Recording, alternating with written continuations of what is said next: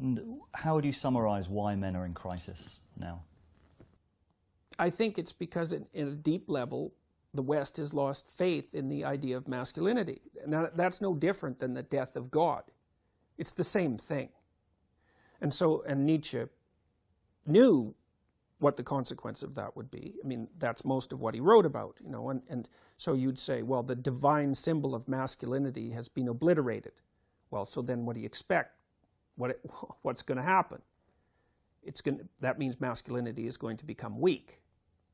And especially if the symbol is also denigrated, right, which it definitely is.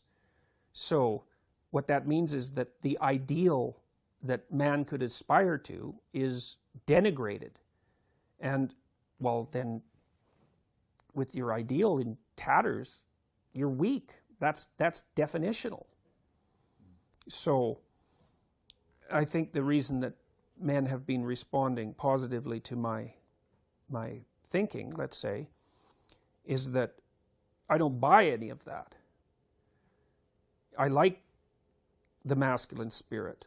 It's necessary, and it's not fundamentally carnage and pillaging. It's not fundamentally rape culture.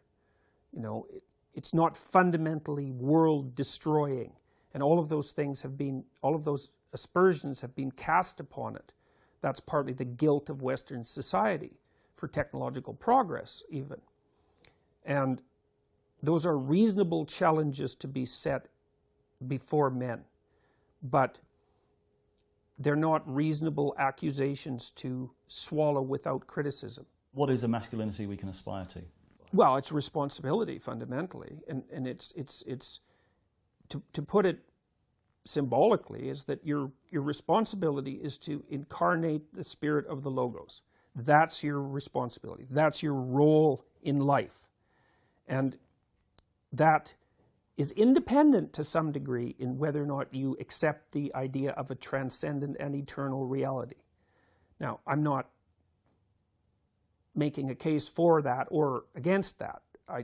Those things are beyond human understanding. But we know what happens if people act poorly, if men act badly. We know what happens. We know that the world turns into something that's so close to hell that the difference is trivial. We know that. That's the story of the 20th century. So we should learn that lesson. And what that lesson is pick up the world on your shoulders and walk forward. Pick up the world with all of its trouble, with all of its suffering, with all of its evil, and move forward with it. And in bearing that burden, learn that you're the sort of creature that can bear that burden and therefore deserving of respect. That's identification with the Logos, and I've never encountered an idea that's better than that, because it's so not naive. It's the opposite of naive. It's like there's terrible evil and there's terrible suffering. It's bottomless. But the human spirit is capable of voluntarily taking that on as a challenge. Well, it's worth a try. And that's where we get meaning. Yes, exactly. That's the positive meaning. That's the positive meaning. That's the world-affirming meaning, you know, and that's self-esteem, let's say, you know, which is very poorly characterized.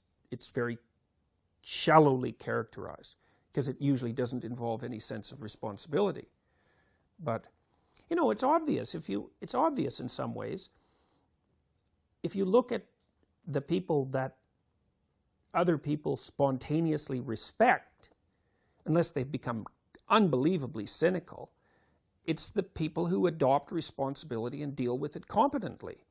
So it's not a mystery that that would be what you could aspire to. Now, it gets undermined if you feel that that force of responsibility is the raping and pillaging patriarchal culture that's despoiling the natural environment and that's equivalent to a cancer.